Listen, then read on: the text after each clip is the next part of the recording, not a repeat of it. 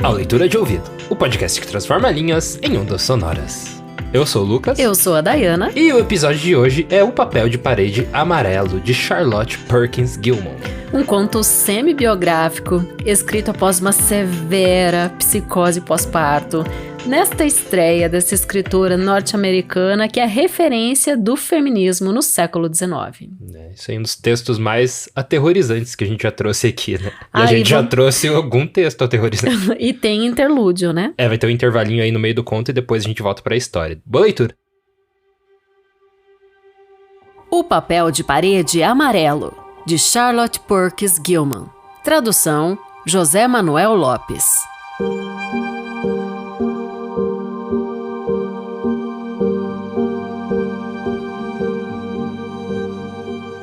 É raro que meras pessoas comuns, como eu e o John, arranjem alojamentos ancestrais para o verão. Uma mansão colonial, uma grande antiga propriedade, eu diria mesmo uma casa assombrada. E atinge o auge da felicidade romântica. Mas isso seria exigir demasiado do destino. Contudo, é com orgulho que digo que existe algo de estranho neste lugar. Caso contrário, por que razão o teriam arrendado por tão pouco? E por que teria permanecido tanto tempo sem inquilinos? O John ri-se de mim, é claro, mas isso já é de esperar. O John é extremamente prático, ele não tem qualquer paciência para os assuntos da fé, tem um horror imenso da superstição e troça abertamente de qualquer conversa acerca das coisas que não se possam sentir, nem ver, nem traduzir em números. John é médico, e talvez não o diria a ninguém, é claro, mas isto é papel morto e em grande alívio para o meu estado de espírito. Talvez seja essa uma razão para que eu não melhore mais rapidamente. Não sei se estão a ver, mas ele não acredita que eu esteja doente. E que pode uma pessoa fazer?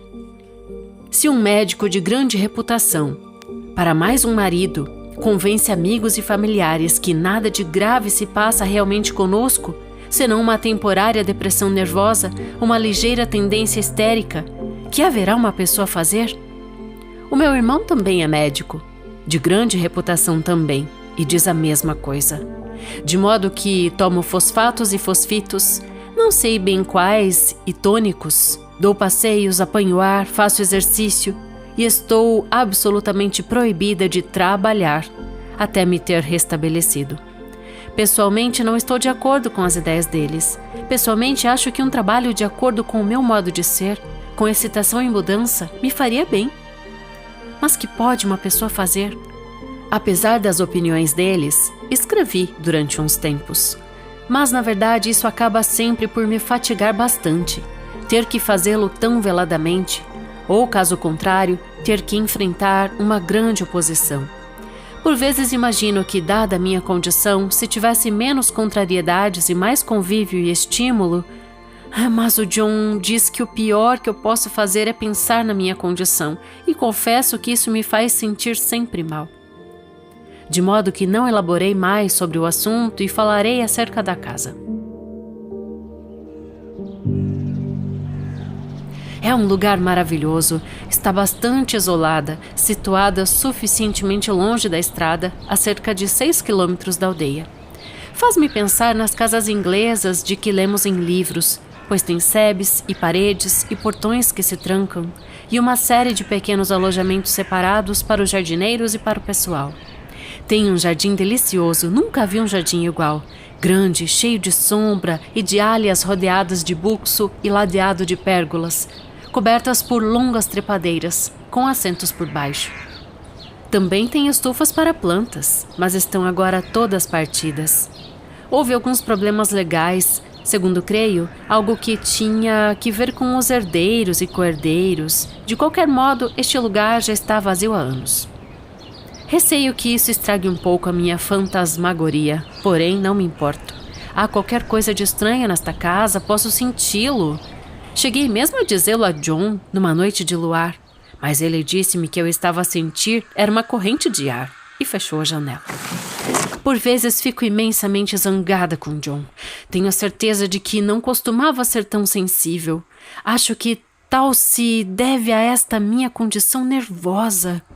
Mas o John diz que, se eu me sinto assim, irei negligenciar o meu devido autocontrole, de modo que me esforço imenso por me controlar, pelo menos diante dele, e isso faz com que me sinta imensamente cansada. Não gosto nada do nosso quarto.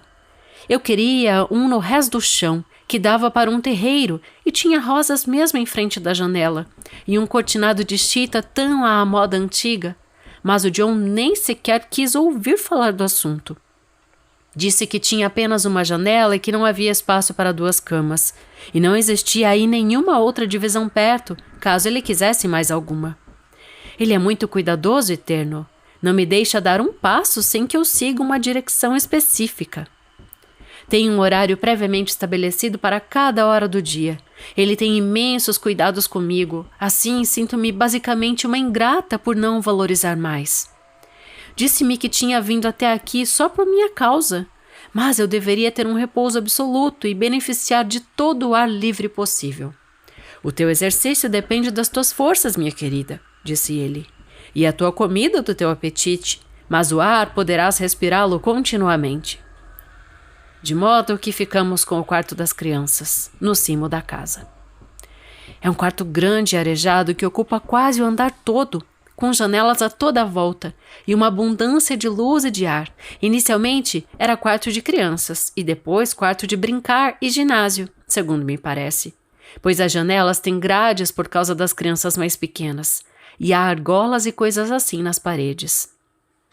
A pintura e o papel de parede fazem crer que teria havido aí uma escola de rapazes. Está arrancado, o papel, formando grandes manchas em torno da cabeceira da minha cama, até onde posso alcançá-lo, e num local ainda maior do outro lado do quarto, junto ao chão. Nunca na minha vida vi um papel mais horrível. Um daqueles padrões morosamente repetitivos e espampanantes que cometem todos os pecados artísticos.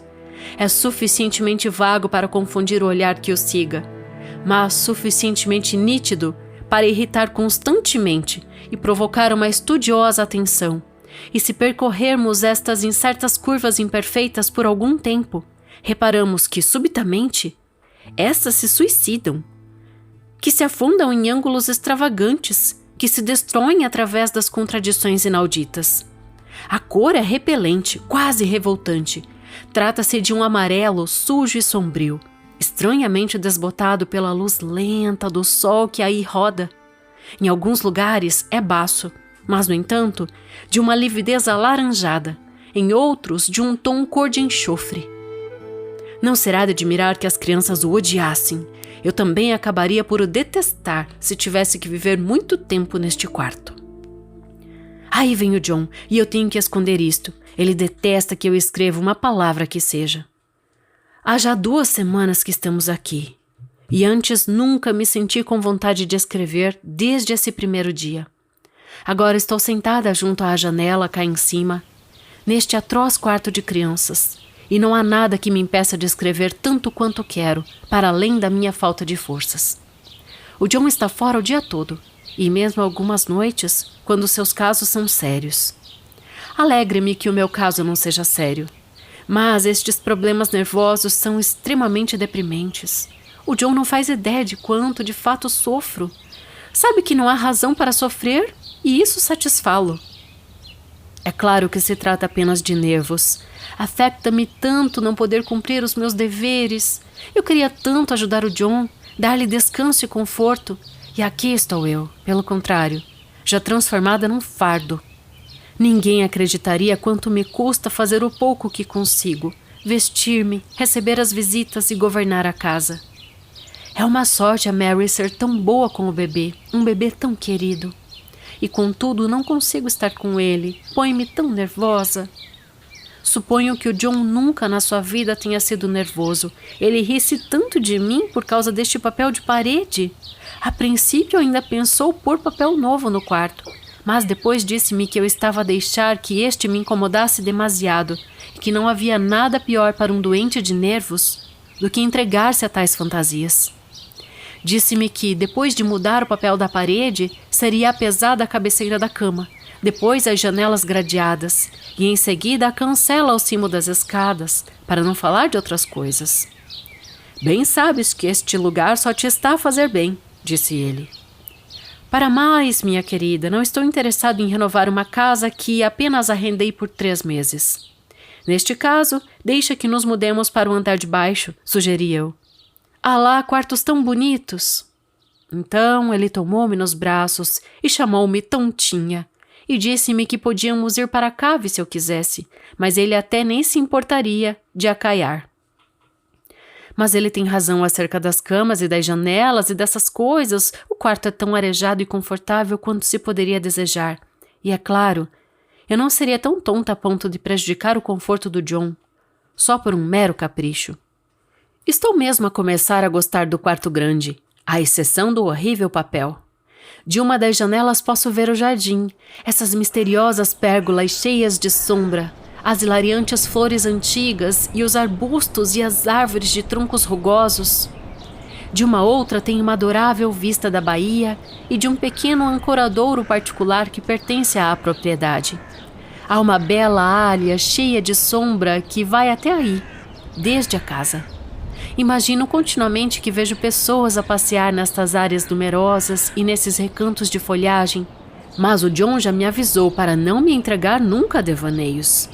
Diz que, com o meu poder imaginativo e com o meu hábito de criar histórias, uma fraqueza nervosa como a minha levará, de certo, a toda espécie de acesas fantasias, e que eu deveria usar a minha força de vontade e bom senso para contrariar essa tendência.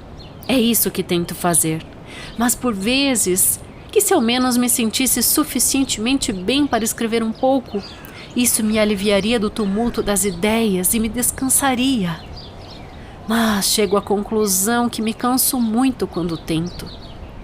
É tão desencorajante não ter conselhos nem companhia do que respeita ao meu trabalho.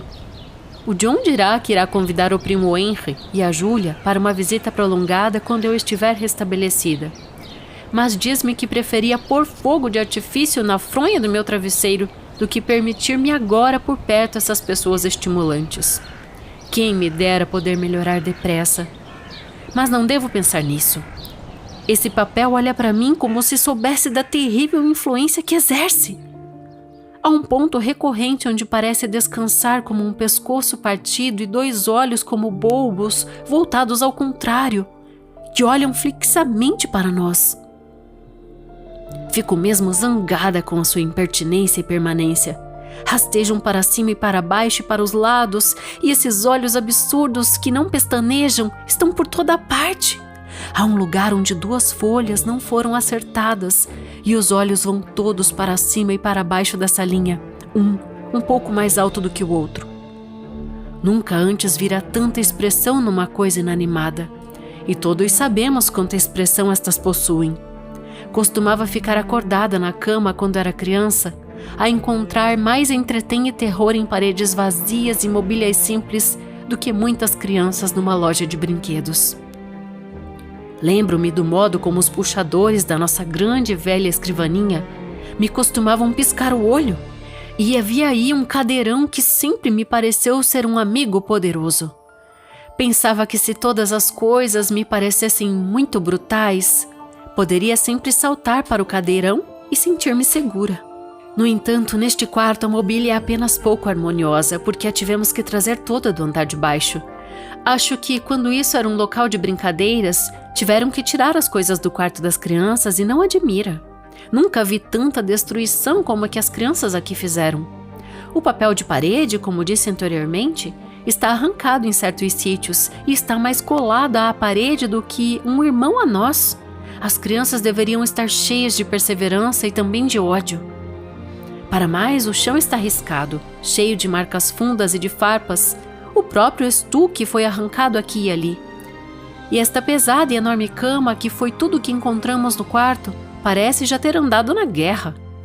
Mas não me importo nada com isso, apenas com o papel. Aí vem a irmã do John. É uma rapariga tão adorável e tem tantos cuidados comigo. Não devo permitir que ela me encontre a escrever. Ela é uma dona de casa perfeita e entusiasmada e não deseja outra profissão melhor. Acredito plenamente que pensa que foi a escrita que me fez ficar doente. Mas posso escrever quando ela está lá fora e a vejo a uma grande distância destas janelas. Há uma que dá para a estrada, uma estrada adorável que serpenteia, cheia de sombra, com uma vista para o campo. Um campo igualmente adorável, cheio de grandes olmos e prados aveludados. Este papel de parede tem uma espécie de padrão de fundo, num tom diferente, que é particularmente irritante, pois apenas o podemos ver dadas certas gradações de luz, e mesmo assim não muito bem. Mas nos sítios em que não está desbotado e o sol aí incide de uma certa maneira, posso ver uma espécie de figura disforme, estranha e provocadora, que se parece esquivar por detrás do estúpido e insinuante desenho em primeiro plano. Mas aí vem a minha cunhada pelas escadas. Bem, o 4 de julho acabou. As pessoas já se foram embora e eu estou exausta. O John pensou que talvez me fizesse bem receber algumas pessoas, de modo que a mãe, a Nellie e as crianças vieram cá passar uma semana. É claro que não fiz nada. A Jenny encarrega-se agora de tudo. Mas mesmo assim, cansou-me. O John disse que, se eu não melhorar, me enviará para o Dr. Weir Mitchell no outono. Mas eu não quero, de modo nenhum, ir para lá. Tive uma amiga que esteve em tempos nas suas mãos e ela diz-me que ele é tal e qual como o John e como meu irmão, só que ainda pior do que eles. Para além disso, seria bastante incômodo ter que ir para tão longe. Não acho que pudesse valer a pena mexer-me para o que quer que seja e estou a ficar tremendamente irritável e quesilenta. Qualquer coisa me faz chorar e passo quase todo o tempo assim. É claro que não o faço quando o John está aqui, ou qualquer outra pessoa, mas quando estou sozinha... E agora estou muito tempo sozinha. O John está fora muitas vezes, ocupado na cidade a tratar de casos sérios, e a Jenny é bondosa e deixa-me sozinha sempre que eu quero. Assim passeio um pouco pelo jardim, percorro essa área maravilhosa, sento-me no alpendre, por baixo das rosas, deito-me, frequentemente aqui em cima. Estou a ficar bastante pegada a esse quarto, apesar do papel de parede. Talvez devido ao papel de parede. Impressiona-me tanto. Deito-me aqui nesta grande cama imóvel, está pregada ao chão, creio eu, e sigo os padrões durante horas. É tão bom como fazer ginástica, garanto-vos. Começo, digamos, que pela parte inferior, no canto ali embaixo, onde ninguém tocou no papel. E decido pela milésima vez que irei seguir esse padrão insignificante até chegar a uma espécie de conclusão. Conheço um pouco as regras do desenho, e sei que esta coisa não foi arranjada de acordo com as leis da irradiação, ou da alternância, ou da repetição, ou da simetria, ou de qualquer coisa do que eu tivesse ouvido falar. É repetido, evidentemente, ao longo da largura, mas não de outra maneira. Se olharmos de modo a que cada porção pareça isolada, as curvas e os floreados dilatados, um tipo de romanesco corrompido, com delirium tremens, começam a ondular para cima e para baixo em isoladas colunas de imbecilidade. Mas, por outro lado, estão ligadas diagonalmente e os contornos espalhados continuam em grandes ondulados num declive em óptico horror, com uma grande quantidade de algas flutuantes e em fuga.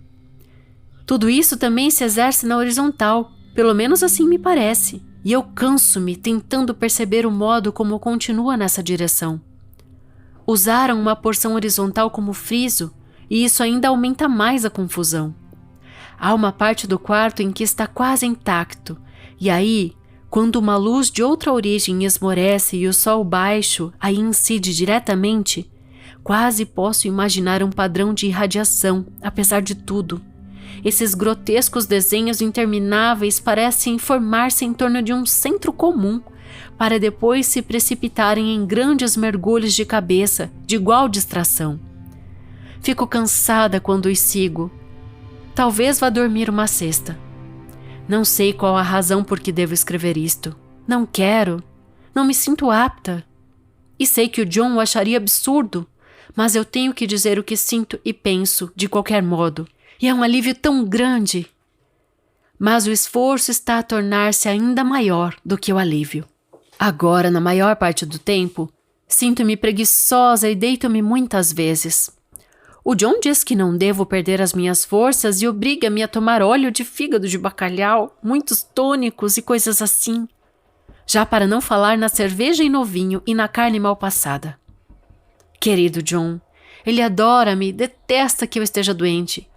Tentei ter com ele uma conversa muito séria e sensata no outro dia, e disse-lhe quanto desejaria ir visitar o primo Henry e a Julia. Mas ele disse-me que eu não seria capaz, que não iria suportar depois de aí chegar. Eu não quis insistir muito, pois já estava a chorar, antes mesmo de ter acabado de lhe pedir. Está-me a custar imenso pensar normalmente, talvez devido a esta fraqueza de nervos. E o querido John levantou-me nos seus braços, levou-me para cima, deitou-me na cama, sentou-se ao pé de mim e leu para mim até a minha cabeça se sentir cansada. Disse-me que eu era a sua adorada, o seu conforto e tudo o que ele tinha, que devo tomar conta de mim por causa dele e manter-me saudável. Disse-me que apenas eu me posso ajudar a mim mesma a sair desse estado, que devo usar a minha força de vontade e autocontrole e não permitir que fantasias patetas me dominem. Tenho apenas um conforto. O bebê está bem, está feliz, e não tem que ocupar este quarto de crianças com o seu horrível papel de parede. Se eu não estivesse a usar, essa pobre criança teria que aqui estar. Do que ele se livrou? Bem, eu não queria que um filho meu, que uma criança pequena e impressionável, vivesse num quarto assim, por nada nesse mundo. Nunca pensei nisso antes, mas ainda bem que o John me manteve aqui apesar de tudo. Eu posso suportar isto muito melhor do que um bebê, não estão a ver? É claro que já não lhes menciono tal coisa. Sou demasiado esperta para o fazer, mas mesmo assim estou sempre alerta. Há coisas nesse papel que ninguém, senão eu, sabe ou virá a saber. Para além do padrão exterior, as formas apagadas tornam-se cada dia mais visíveis. É sempre a mesma forma, só que multiplicada. É como se tratasse de uma mulher que se inclinasse para a frente, rastejasse por detrás do padrão. Não gosto nada disso. Ponho-me a refletir, começo a pensar, oxalá o John me levasse daqui. É tão difícil falar com o John acerca do meu caso, porque ele é uma pessoa tão sensata e gosta tanto de mim. Mas na noite passada tentei. Estava a luar. A lua também brilha aqui e toda roda, tal como o sol. Por vezes detesto vê-la. Assoma-se muito devagar, acabando sempre por entrar por uma ou outra janela. O John estava a dormir e eu não queria acordá-lo, de modo que fiquei muito quieta a ver o luar e o papel de parede ondulante, até me sentir cheia de medo.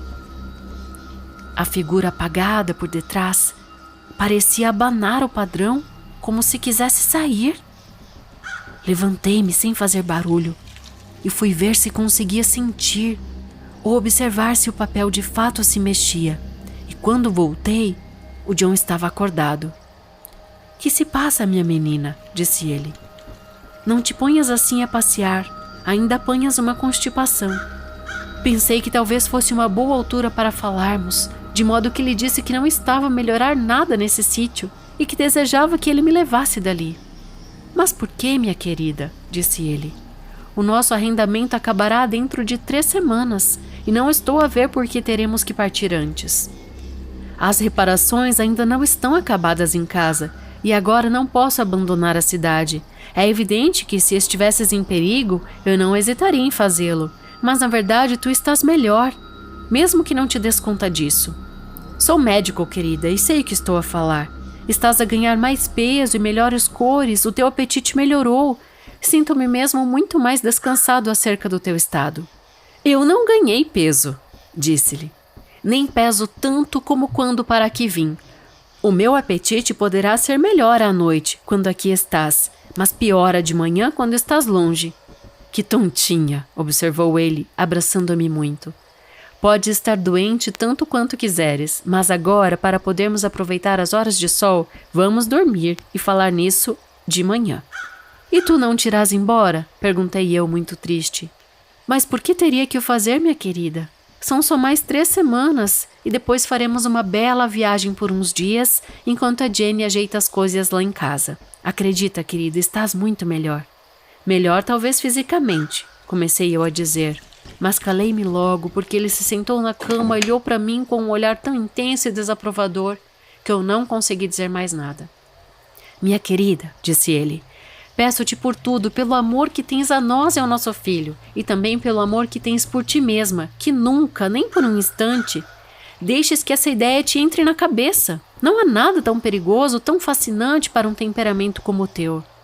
Trata-se de uma fantasia falsa e pateta. Será que não podes acreditar em mim como médico quando te digo? É claro que não disse mais nada sobre o assunto, e não demorou até que adormecêssemos. Ele primeiro pensou que eu estava a dormir, mas não estava.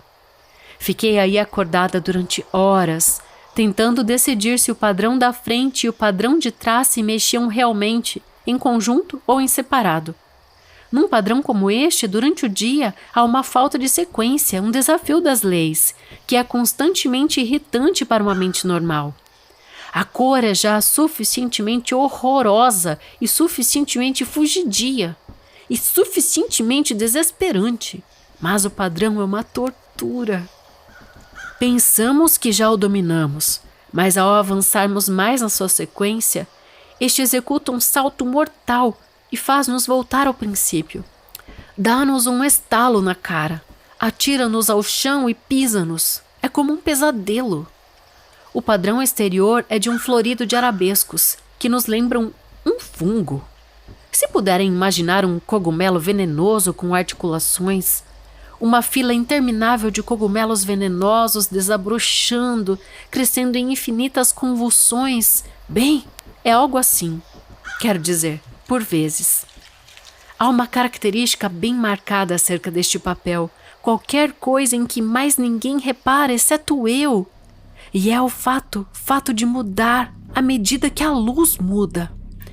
Quando o sol atravessa a janela de leste, estou sempre à espera desse longo raio em linha reta. Muda tão depressa que eu nem posso acreditar. É por isso que estou sempre a observá-lo. Ao luar, a lua brilha toda noite quando há luar. Não diria que se tratava do mesmo papel.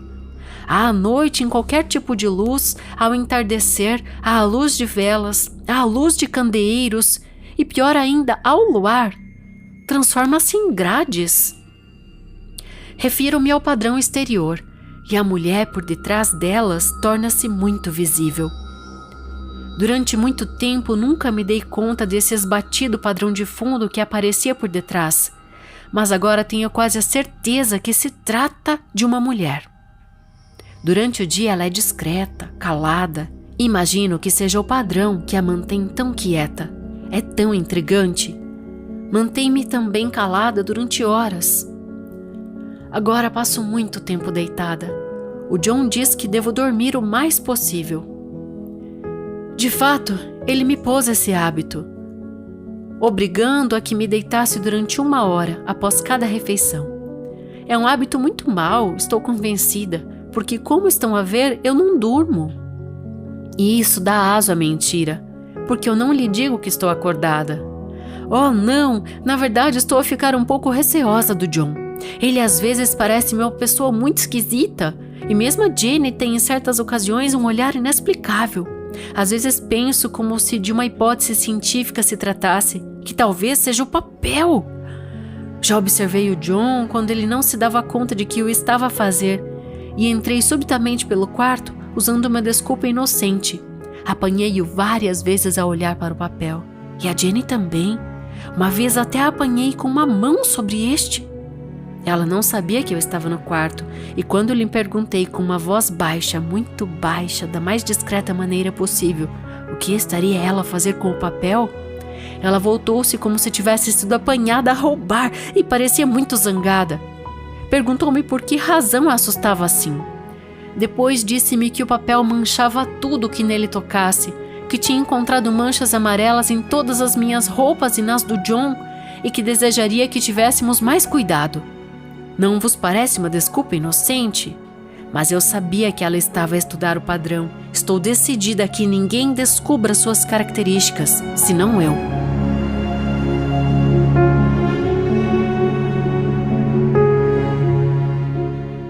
Você está ouvindo O Papel de Parede Amarelo, de Charlotte Perkins Gilman. Agora a gente faz algumas observações para auxiliar você neste momento do texto e para crescer essa interpretação. Eu vejo nesse momento, Lucas... A gente já vai voltar pro texto, tá? Já vai até ver o final, gente. Mas eu vejo nesse momento uma mulher totalmente apoderada do papel. O papel é dela e de ninguém mais. Vale você comentou ali no início do episódio, mas vale repetir que ela escreveu depois de uma depressão pós-parto, né? E a personagem tá vivendo isso, né? Também, de certa forma ali, porque fala do bebê, né? Então, é esse o parêntese que eu vou fazer aqui nesse momento, pra não ficar também essa coisa estranha. Veja que ela soltou uma frase. Eu posso suportar estar nesse quarto mais que um bebê. Não estão a ver? Não estão a ler que eu posso suportar? Só que aí a gente tem uma inversão tão forte, porque quando ela questiona, vocês não estão vendo que eu tô conseguindo? E ao mesmo tempo ela tá demonstrando esses episódios de extrema condição nervosa, a gente tem um antagonismo dessa narradora. Então vamos perceber que este texto é narrado, né, pela mulher, ela vive isso, só que não é só narrado, é escrito por ela, e este é o ponto. Né? Então, parece ser entradas de diário, assim, né? Isso mesmo. Então, observe que é dessa forma que a narração acontece, né? Dá a impressão que é no mesmo momento que ela tá vivendo, que ela faz essa narração, e ao mesmo tempo ela tá contando e ela tá vivendo. Então, é tudo muito intenso, e é uma mulher de um humor extremamente oscilante, né?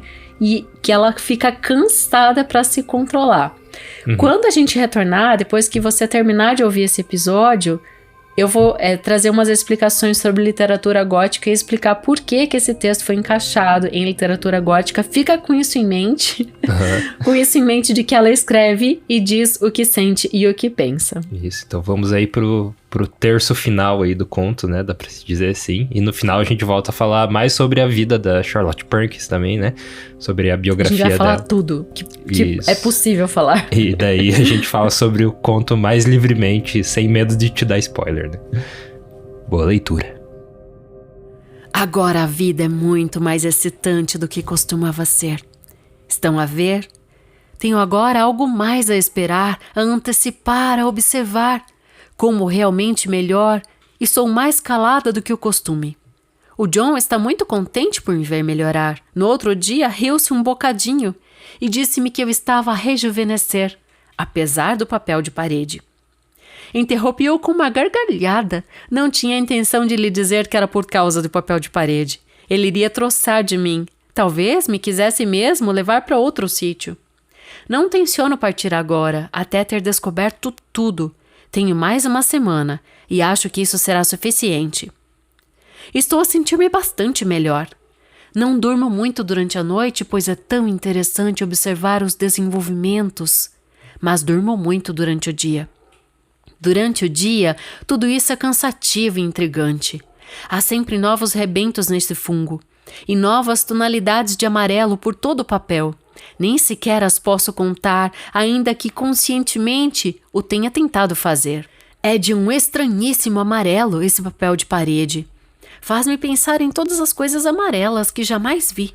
Não em coisas bonitas, como em rainúnculos, mas em coisas amarelas velhas, revoltantes e más.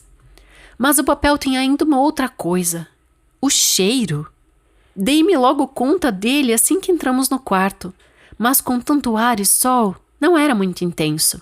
Agora, após uma semana de chuva e nevoeiro, quer as janelas estejam fechadas ou não, o cheiro está aqui. Espalha-se por toda a casa.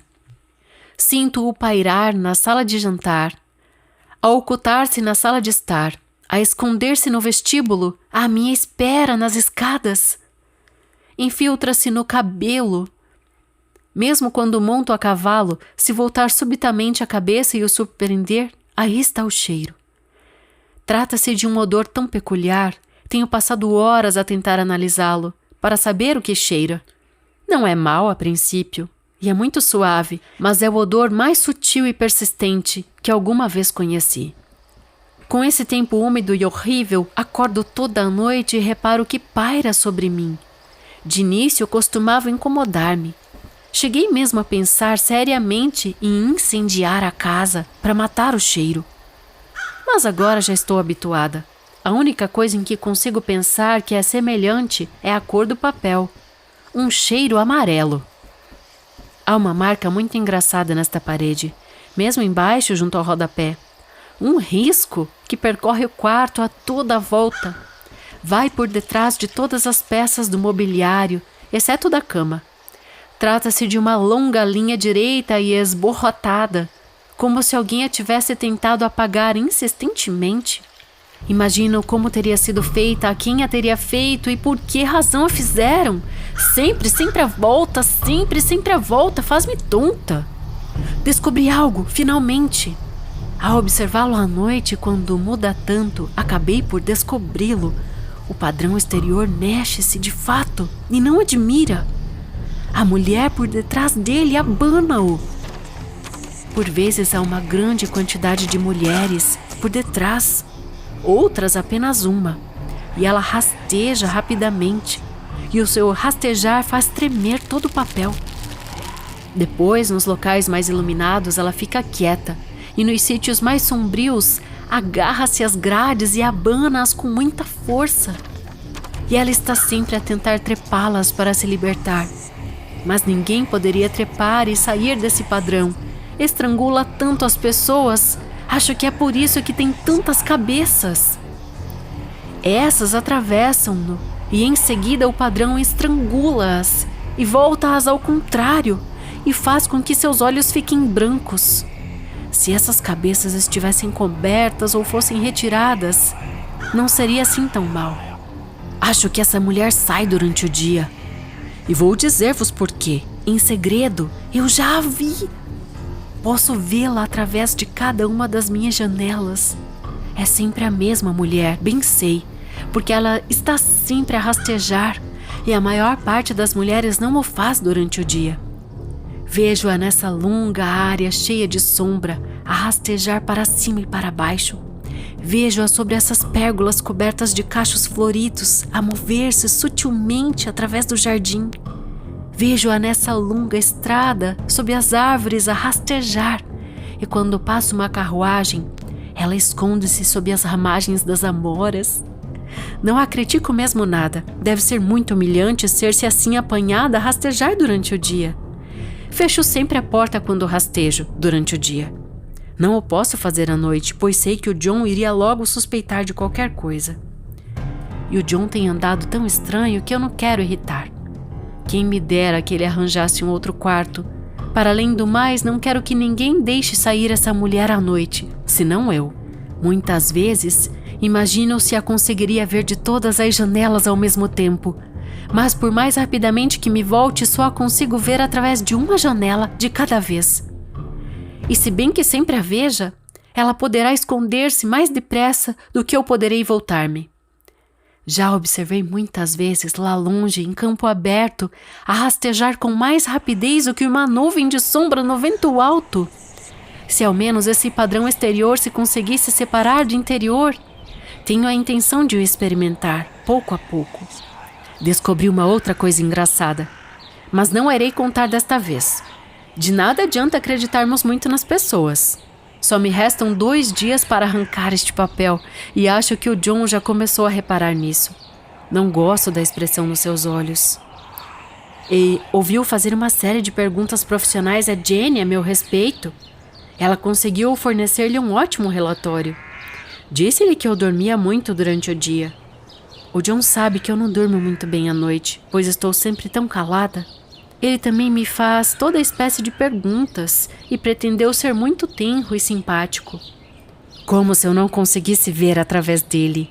No entanto, não me espanto que haja assim, dado que há já 3 meses dorme por baixo deste papel. Este só me interessa a mim, mas estou certa de que o John e a Jenny também se encontram secretamente afetados por ele.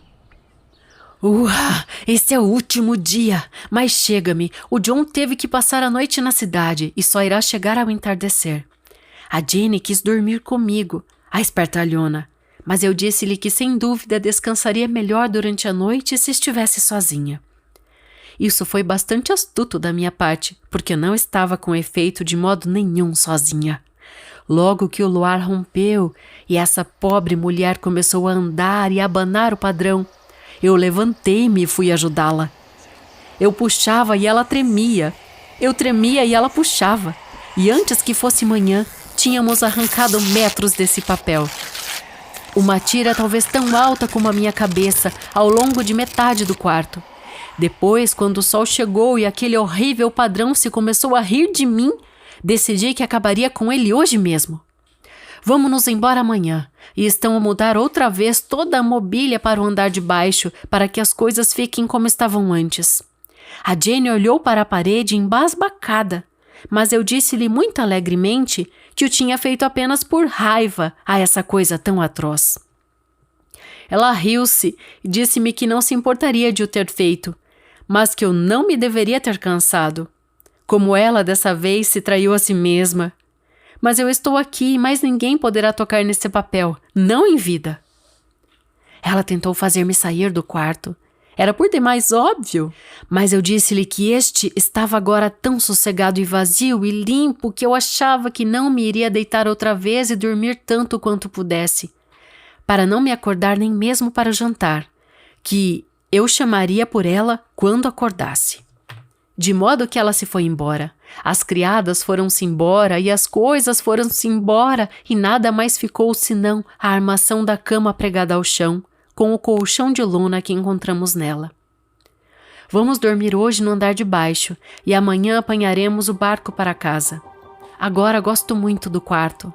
Agora que está outra vez vazio. A destruição que aquelas crianças aqui fizeram, a armação desta cama está bastante ruída.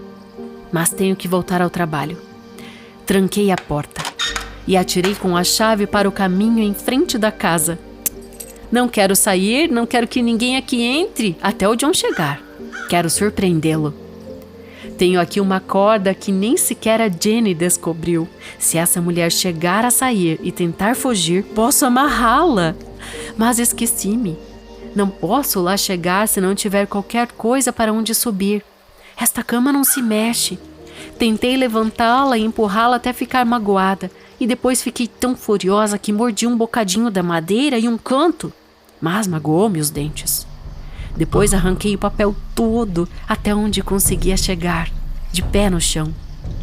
Está horrivelmente colado e o padrão adora isso. Todas essas cabeças estranguladas e olhos estrangulados e bamboleantes fungos que crescem e gritam de troça. Estou suficientemente zangada para fazer algo de terrível. Saltar da janela seria um exercício admirável, mas as grades são demasiado fortes para que eu possa tentar. Para além disso, eu nunca o faria. É claro que não. Sei bem demais que um passo desse seria impróprio e mal interpretado. Eu nem sequer gosto de olhar pelas janelas. Há tantas dessas mulheres a rastejarem por todo lado e rastejam tão depressa.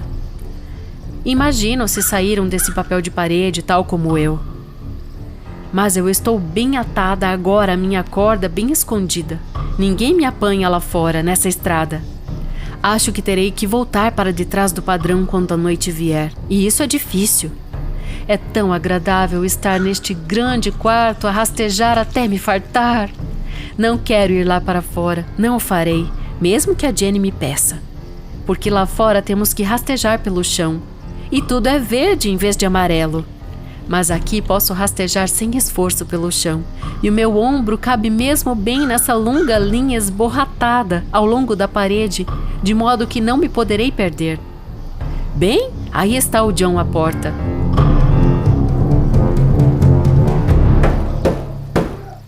Nem penses, meu rapaz, não a conseguirás abrir. Como ele me chama e dá murros na porta. Agora está a gritar por um machado. Seria uma pena ter que se partir uma porta tão bonita. John, querido, disse eu, com uma voz muito doce. A chave está lá embaixo, ao pé dos degraus da entrada, por baixo de uma folha de bananeira. Isso silenciou-o durante alguns minutos. Depois ele disse com uma voz de fato muito baixa. Abra a porta, minha querida. Não posso, disse eu. A chave está lá embaixo, ao pé dos degraus da entrada, por baixo de uma folha de bananeira. E depois voltei a repeti-lo várias vezes, muito devagar e com doçura. E disse-o tantas vezes que ele teve que ir ver. E a descobriu e entrou. Mas parou mesmo ao pé da porta. "Que se passa?" gritou ele. "Por amor de Deus, que estás a fazer?" Eu continuei a rastejar à mesma, mas olhei para ele por cima do ombro. "Finalmente consegui sair", disse eu, "apesar de ti e da Jane, e arranquei grande parte do papel, de modo que não me poderás voltar a pôr aí dentro." Agora digam-me, por que razão teria aquele homem desmaiado? Mas é que desmaiou mesmo, e logo no meu caminho, junto à parede, de modo que tinha sempre que rastejar por cima dele.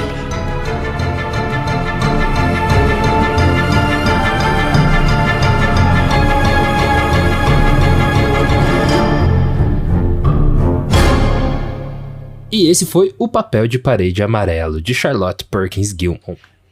E essa voz aterrorizante.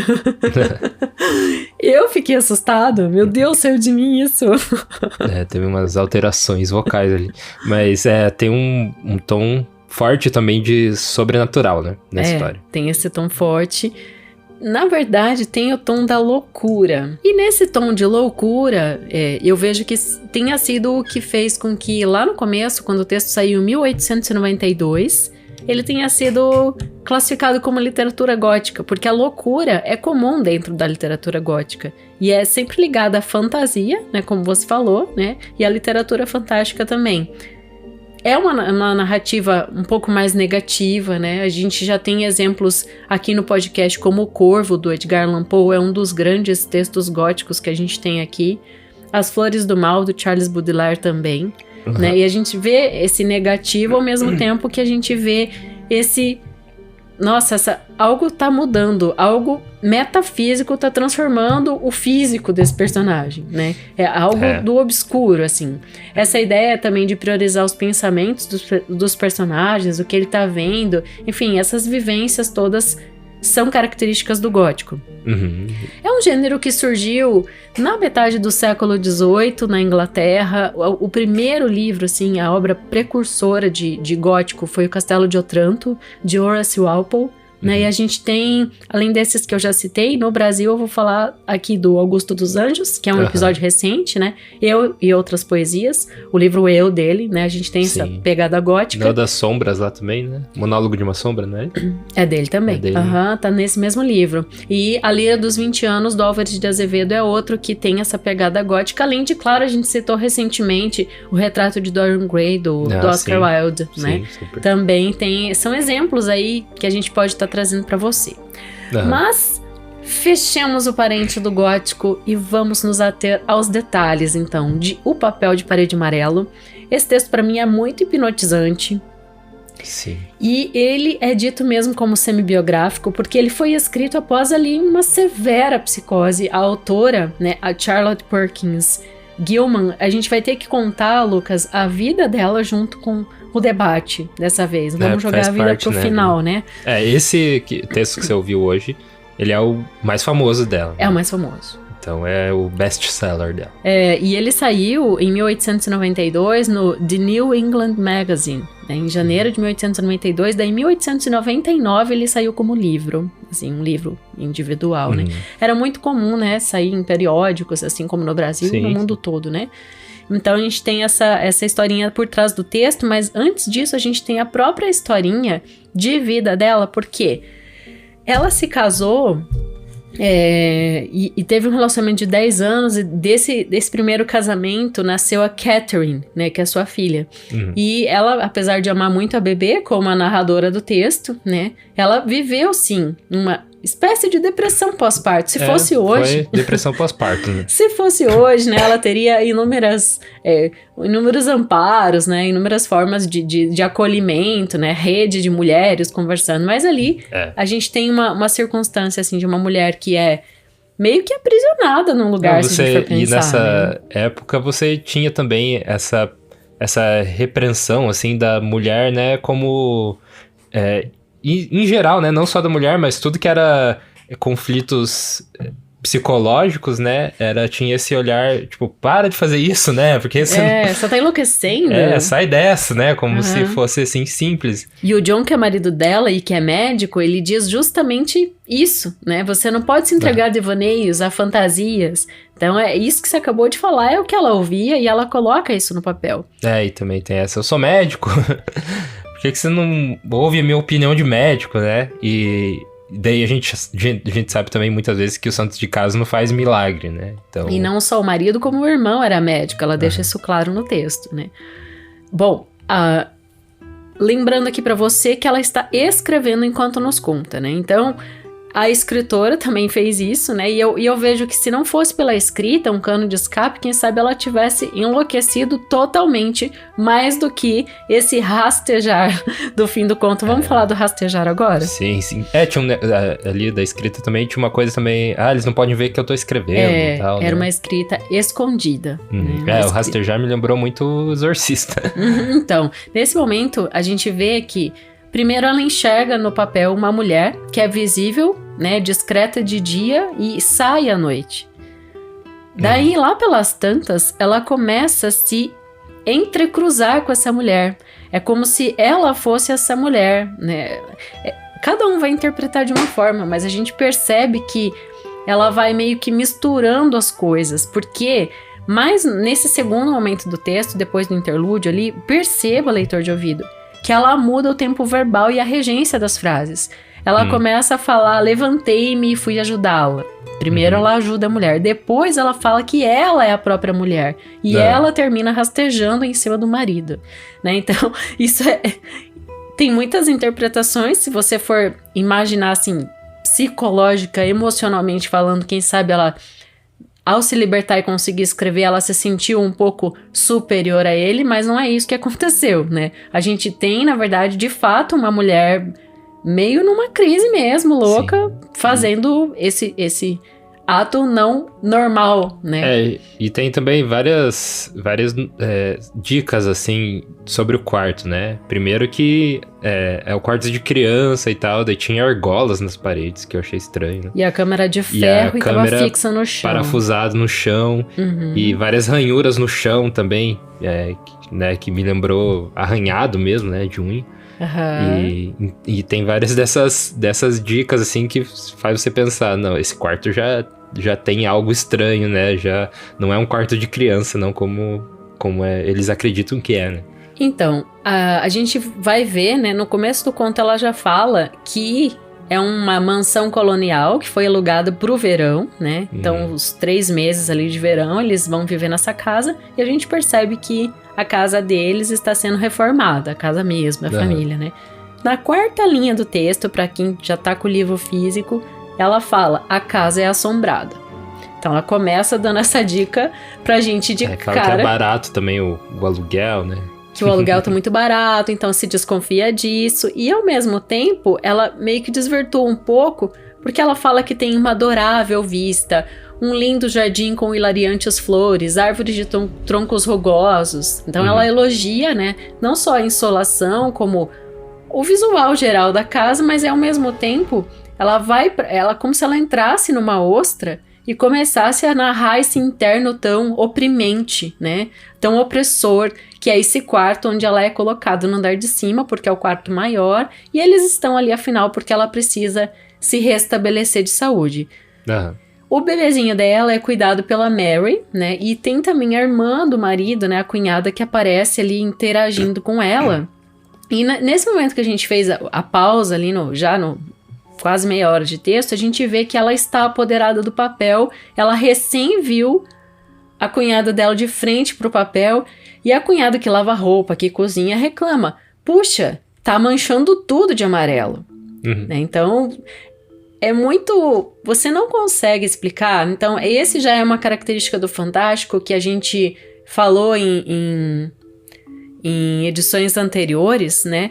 Que é aquilo que você entende no teu mundo, mas você não consegue explicar. Vem de algo de fora, né? E ela começa a implicar com esse papel cada dia mais. E o papel começa a exercer uma terrível influência sobre ela. Tem aquele termo que ela usou para descrever o papel, que você até foi pesquisar as imagens. Ela usou vários termos, né?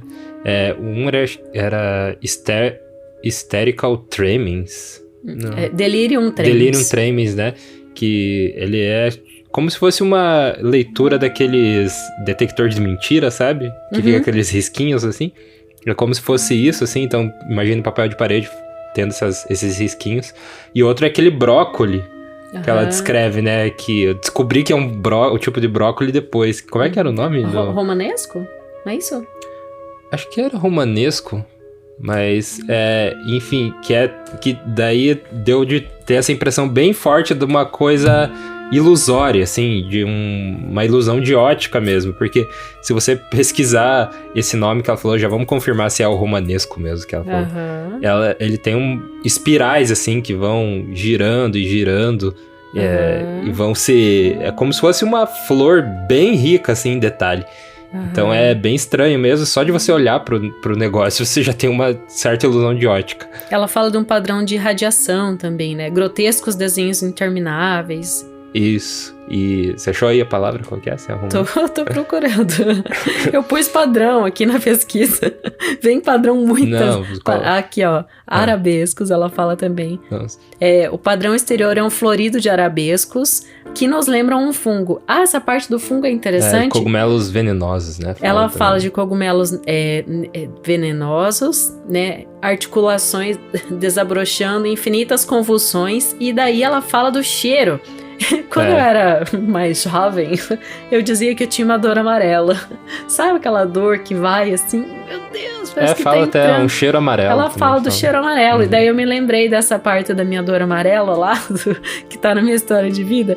Mas é legal essa coisa do cheiro amarelo, porque ela fala que em algum momento ela queria incendiar toda a casa pra acabar com aquele cheiro. Eu acho que nessa primeira vez que ela falou isso, daí eu pensei, essa mulher não tá indo pra um lado legal, não. Daí depois dessa parte começou só a escalar, né? E ela também usa o termo estrangular várias vezes, né? Como se daí, primeiro é só uma mulher que ela vê, depois ela começa a ver várias mulheres, várias cabeças, né? Nesse papel de parede, dentro desse padrão. Até o dia que ela resolve mesmo, ó. Ela usa estrangulados, cabeças estranguladas e olhos estrangulados em muitos momentos, né? Essa palavra aparece com bastante recorrência no texto e fica aí como que você, leitor de ouvido, interpretou esse rastejar do final aí, que eu achei muito intrigante, totalmente um filme de terror mesmo. Eu imaginei como a menina do Exorcista mesmo, sabe? Dando aquela caminhada tipo de aranha assim no chão mesmo. E é romanesco mesmo, romanesco corrompido, que ela fala daí o Delirium Tremens. Então aqui. E no final depois fala da folha de bananeira, né? A chave tá... E quando chega ali no final, você já sente uma certa... Até animação, assim, felicidade na voz dela, né? No meio da loucura. Que daí é aquele estágio final da loucura que, né... Tá mais louco que o Coringa, assim, já rindo, né? De tudo, enfim. Rindo do que não é pra ser... do que não tem graça, né? E daí já vai pra loucura total e assim que termina. Bom, eu queria dar um aviso aqui. Eu fiz esse audiodrama a partir de uma tradução de português de Portugal. Tem umas... E eu descobri isso depois, né? É claro, eu tinha visto, né, que era de uma universidade lusófona, o tradutor, mas daí que eu fui me dar conta, nossa, realmente tem bastante... Uma forma culta, diferente, assim, de colocar... a língua, né? Sim, tem umas sentenças ali que são bem portuguesas. Eu achei bem legal isso também, porque é uma experiência, né? A gente tem vários leitores de ouvido em Portugal, inclusive apoiador novo vindo de lá. Daqui a pouco a gente vai falar de todas as pessoas que estão conosco. Só terminar um pouquinho mais sobre a história de vida de Charlotte, então. Sim. Que nasceu Charlotte Anna Perkins, né? E depois ela virou Charlotte Anna Stetson, que é esse marido que ela ficou 10 anos casada, que a filha dela se chamou Catherine Basher Stetson, né? Que o Basher é o sobrenome do pai dela, né? Tá ali, ela é filha de Frederick Basher Perkins e Mary Perkins. E ela teve essa menina, e esse casamento, então, aconteceu em 1884. Ele era um artista, né? Só que o pai dela, antes disso, quem educou ela foi a mãe, porque o pai meio que abandonou a família, né? Então a mãe dela educou ela, ela teve, assim, em função disso, uma educação irregular e também limitada. Eu vi que ela teve, ao todo, 4 anos, assim, de escola mesmo, até os 15 anos, né? Então, muito pouco, e ela viveu muito na pobreza também, tinha muita ajuda dos tios, né? Quando ela se casou, ela se sentiu muito aprisionada às rotinas do casamento, como todas as mulheres, praticamente quase todas, do século XIX. Sofreu melancolia e aí inicia os colapsos nervosos. A gente já citou várias mulheres também de séculos anteriores que sofriam disso, né? O homem loucura, a mulher colapso nervoso. Daí ela faz uma viagem para Califórnia e depois de um tempo ela muda com a filha dela para lá. O casamento já estava caótico, eles se divorciam e na Califórnia então que ela começa a escrever os seus versos e outras histórias para publicar em periódicos. E daí nasce então o Papel de Parede Amarelo, que é o nosso episódio de hoje. Depois começa uma guinada bem interessante. É o que a Virginia Woolf defende em Um Teto Todo Seu, né? Que a mulher tem que ter o seu próprio dinheiro, tem que ter um espaço para escrever, enfim, e poder se sustentar a partir disso, da sua intelectualidade, ter o direito de frequentar universidades. O que a Charlotte faz? Ela começa a palestrar na década ali de 1890. Como palestrante, né, convencida ali de que a mulher tinha que fazer seu próprio caminho, ela começa a tratar de temas sociais, trabalho, ética, o lugar das mulheres, né?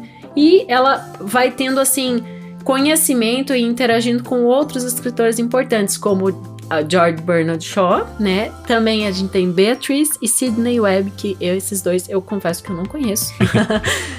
Mas a gente tem...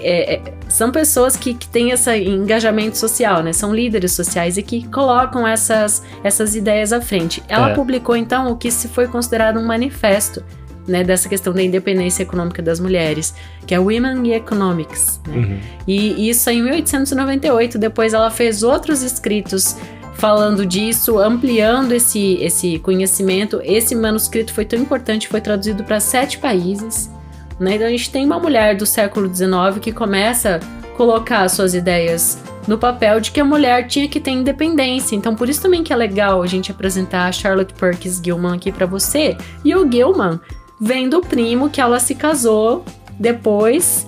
Semana passada teve uma história de primo. Então ela se casa com o primo, que é o George Gilman, e quando eles se casam, comentários escandalizados surgem, né? Imagina essa mulher falando que a mulher tem que ser independente, agora casa com o primo. Enfim, mas ele foi quem esteve do lado dela até o fim da vida. Fora o divórcio também, né? Que não era comum naquela época. É verdade, assim como a Flor Bela Espanca que se divorciou no século XIX, né? A Charlotte também fez isso, né, ali no finalzinho do século XIX. Bom, ela acaba descobrindo um câncer, né? O câncer dela era intratável. Câncer do seio, né? Câncer de mama. Isso, um câncer de mama que não tinha como operar. Ela descobre ali em 1934, vai passando um pouquinho, e na semana que vem, 17 de agosto, a gente vai ter um aniversário de morte dela, que em 1935, então, ela morre aos 35 anos. Infelizmente, como o câncer dela não tinha tratamento, ela resolve tirar a própria vida. Ela também acreditava nessa de eutanásia, né, para pessoas muito doentes, e ela tomou uma overdose de cloriforme. Mas foi uma morte, assim, tranquila e que ela escolheu, né? Então, porque ela falou que preferiu o cloriforme do que o câncer. E, enfim, também tem uma nota de rodapé que a gente não pode deixar de lado aqui também, que é muito comum em escritores, né, do século XIX, ali, 18, assim como a gente traz o Monteiro Lobato aqui, às vezes, ou o Lovecraft, tem essas conotações racistas na biografia, né, da pessoa. E com a Charlotte Perkins também não é diferente. Ela defendia várias ideias racistas e... Inclusive, ela tem um termo que é utilizado para pessoas que acreditam nessa filosofia, que é aquela de não misturar raça, visando a evolução da espécie, né? A gente tá falando da Primeira Guerra Mundial. Visando a evolução, assim, tipo, criação do ser humano perfeito, né? Que tinha muito essa ideia na época ali forte do racismo. Isso é total início do século XX, né? Porque em Canaã, do Graça Aranha, a gente tem isso também. Uhum. A gente tem um personagem que vem de fora, né? E aí a Primeira Guerra tá começando a acontecer ali. E, ao mesmo tempo, a gente tem isso com pessoas que tinham o poder da pena na mão, né? Porque a própria Charlotte editou e publicou uma revista mensal de artigos feministas, né? E publicava bastante. A gente tem o Monteiro Lobato, como você lembrou. Então só pra deixar essa nota de rodapé aí, né? E esse, então, foi o Papel de Parede Amarelo, de Charlotte Perkins Gilmore. E a gente falou antes de apoiador novo, né? E apoiador de Portugal. Quer falar? Vamos falar os novos primeiro aí, pra dar um destaque pra então, a Lina Soares mora na Ilha da Madeira, escreveu pra gente e ela nos apoiou através da remessa online. Então, se você mora fora do país, tem esta opção. Você só precisa fazer contato com o nosso e-mail.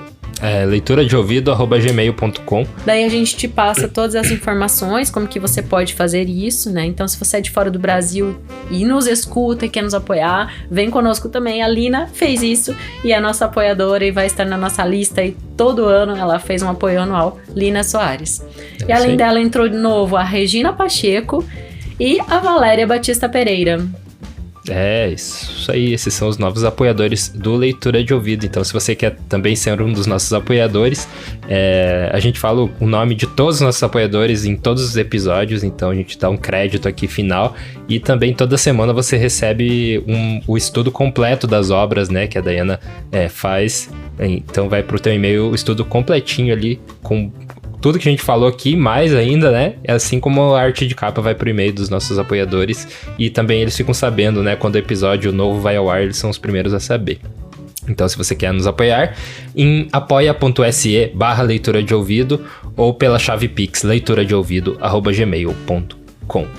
Os nossos apoiadores são eles: Aguinaldo Ângelo Silveira Rebouças, Antônio Carlos Galani Gonçalves, Ana Cláudia Chaguri Lopes, Augusto Landiva, Bruno Ítalo Farias Cruz, Bruno Guedes com o Grupo Danco, Caio Naves Oliveira, Cláudia Lube, Daniela Caroline de Camargo Veríssimo, Elane Vieira Ferreira, Fabiana Maria Landiva, Felipe Cronato, Isabel Araújo Alves, Jaqueline Conte, Kelly Torquato, Leandra e Abel Borges, Lina Soares, Marcos Vinícius, Maria Lúcia Henrique Bardi, Matheus Simão Brum, Nariel Arruda Borba, Paulo Moura, Raimundo Gabino dos Santos, Harmana Freitz Yakshitsky, Regina Pacheco, Sérgio Ares Risco da Luz, Silvana Silva, Simone Pessoa de Mesquita, Valéria Batista Pereira e Zenilda Ribeiro da Silva. Nossa, quantos apoiadores aí. Então seja você também um dos nossos apoiadores. Essa é a única forma que a gente tem para o nosso podcast ser sustentado financeiramente aqui. Então o apoio é muito importante. E quanto mais apoio, melhor. Esses apoios que a gente tem hoje aí, eles pagam, né, o nosso banco de som, pagam os softwares, mas a nossa hora aqui ainda é dedicada, né? Voluntária.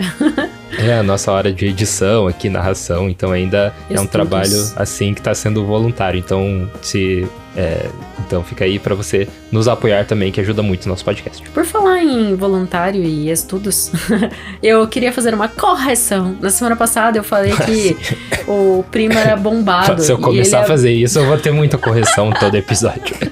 É que eu reouvi ontem mas é legal o episódio. É bombeado e não bombado. Bombado é quem faz exercício. Não, e eu falei bombado, será que é isso mesmo? Não, é bombado. É bombado, quem bomba de ano é o bombado. É bombeado. Bombeado, então ele era bombeado. Que repetiu de ano, bombou, né? Bombeado. Isso aí. Um palavreado meio antigo, né? Bombou.